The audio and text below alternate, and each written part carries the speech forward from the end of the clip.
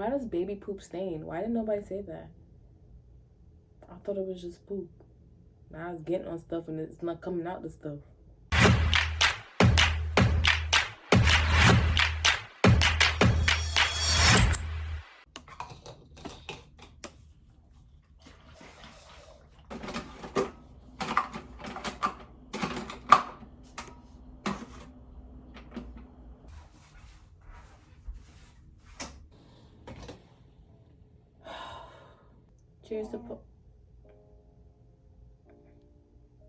Cheers to postpartum videos day 1.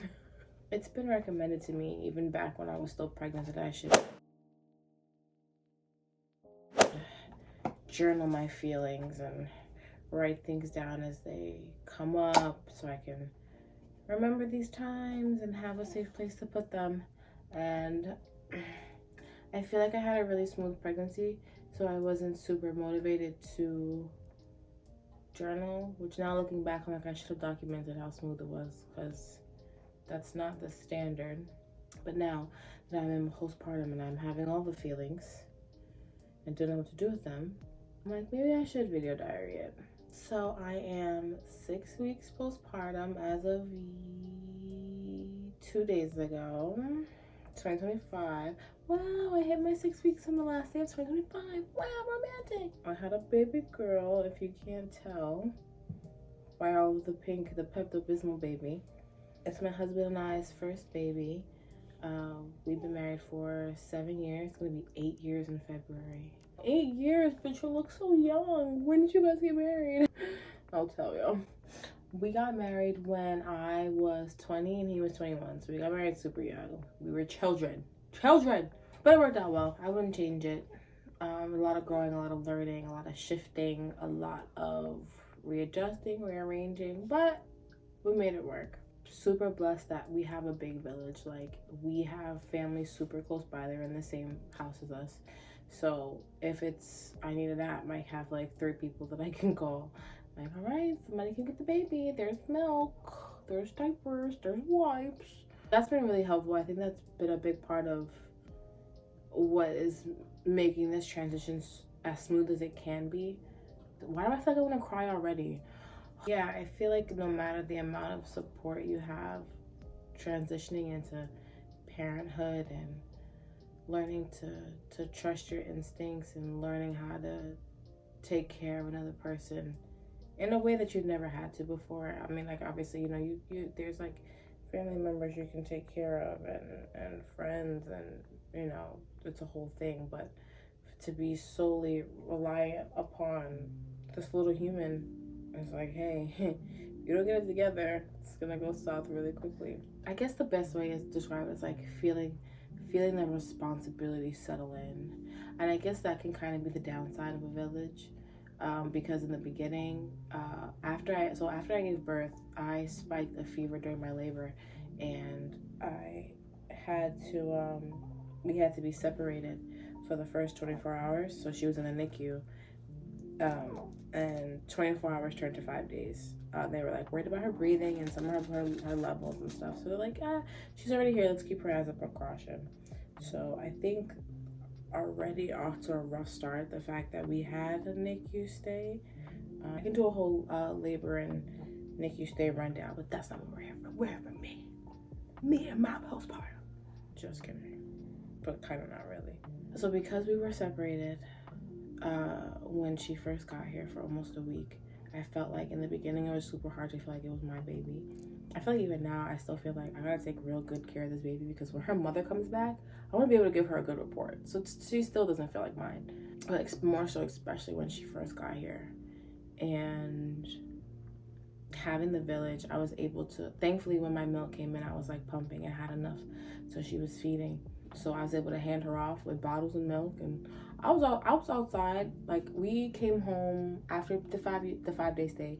We came home, and I think like 3 days later, I was out in my local shopping mall, grocery shopping, getting some breeze. Like, so I haven't even, like, I've been fortunate to have like the solo outings, but I feel like I took it to the extreme. Like, I was avoiding her because I just didn't feel connected, didn't feel worthy to be her mom, didn't feel capable, didn't feel like I was right for the job, felt like I would mess her up.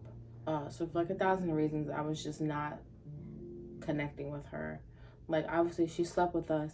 She was there with us in the evenings. We did most of the changes in the feedings, but I feel like for a first-time mom, I was out a lot more than expected. I don't know if I should say more than I should, because I feel like everyone is different. If you feel like you want to be outside, be outside. But I feel like for me, I was using it more of an avoidance. And so I had to cut back on that. I have still been going out, still not as frequent as before for sure. But since I switched to breastfeeding, it's been a lot better. Like, I feel like I need to be Bluetooth to the baby. Like, my boobs will hurt, and I'm like, because she's hungry. So that's definitely made a difference of like our closeness and our connection. I guess I still feel ill-equipped, and I think I'm just discovering that's one of those parts of motherhood. Because my best friend, she just had her third baby, and she's like, girl, I still don't know what I'm doing sometimes. And so I'm like, okay, well, that's comforting, kind of, because you would hope that this feeling would end, but it would make sense that new chapters, new babies, new things to learn, new ways of feeling ill-equipped. Didn't think about that till just now. That's good. Yeah, so I thought that I would just document, because why not? For one, she's not gonna be this small forever, and so I should capture all the moments.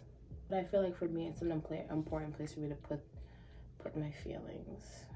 I'm a stay-at-home mom, which still feels weird to say. First of all, I'm a mom. That's the first part. I'm a stay-at-home part. Oh. And it happened so fast. Like, I left my job last year in January because it was stressing me out, pissing me off, and I was like, you know what? No amount of money is worth it. I talked to my mama, and I talked to my man, and they both said I could quit, so I quit. I don't know. My husband was like, hey, you know, he's very like tried husband. Like, yeah, girl, you stay home. I'll take care of you. You know, put your feet up. I'll bring home the bacon. I was like, hey, far be it for me to stop a blessing. So I was home about 3 months before I got pregnant. And it's funny because literally as soon as I was like, okay, have me a little hiatus, have me a little 3 months off, you know, I feel recharged, I'm ready to enter back into the workforce, she happened. I think literally, like, I mentioned wanting to go back to work, started thinking about it, and 2 weeks later we found out we were pregnant. But I did say, you know, I said, God, I don't know what this year is gonna look like. I don't know what we're gonna do for money. I don't know what that's gonna look like, but I feel like I jumped at taking that job in corporate before I even really like spoke to God about it. I'm like, is this what even is this even what he wants from me? Is this where I'm supposed to be? Because not all means of elevation is sent from God. Like, it's not. It's more money, it's a better this, it's a better that. God had to be the one to give it to me, and it's a blessing and it's a gift. It's not necessarily always the case. And I remember when I started working there, a couple months in, I think it was like 2 months in, and I was like, oof. I was like, Lord, I don't think I'm supposed to be here. Like, I don't think this is what you have for me. Like, the money is great. That's the most money I've seen at a job in my entire life. But I was like, I don't think this is where I'm supposed to be. It just wasn't. I was like, I was like, Lord, this is not for me.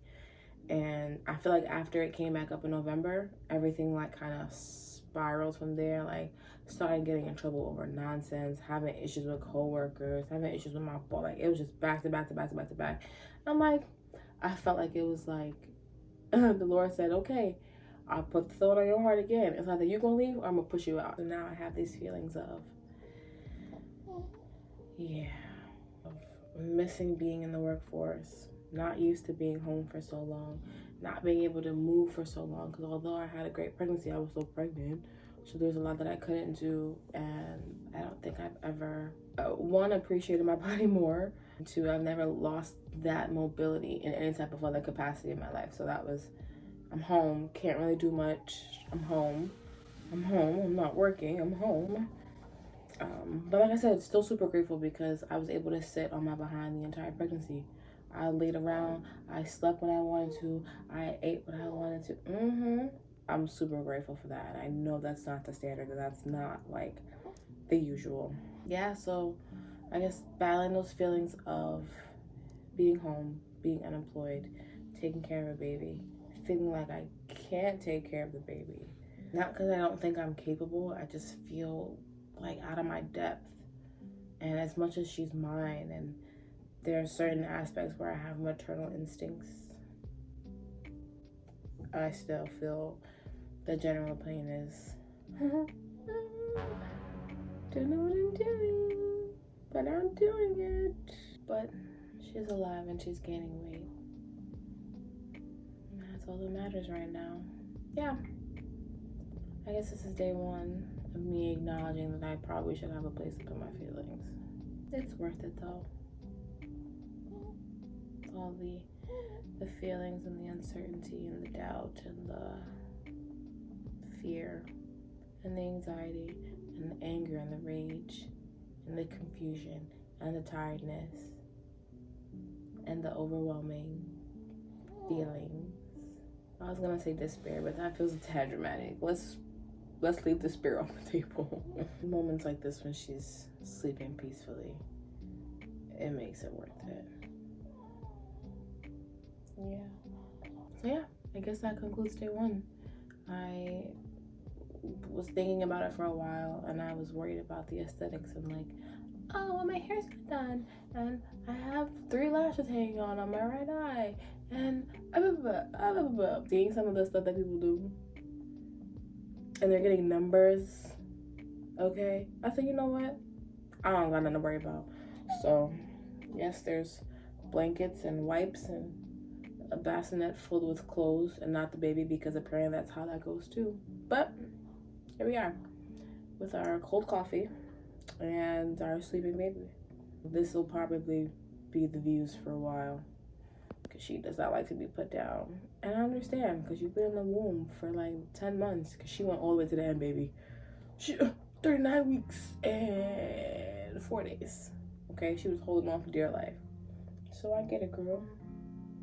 If you don't want to get put down, I won't put you down. I think I'm gonna end it here. She's giving me I'm about to wake up signs and I'm gonna have to whoop a boob out, and that's more than anyone should have to see.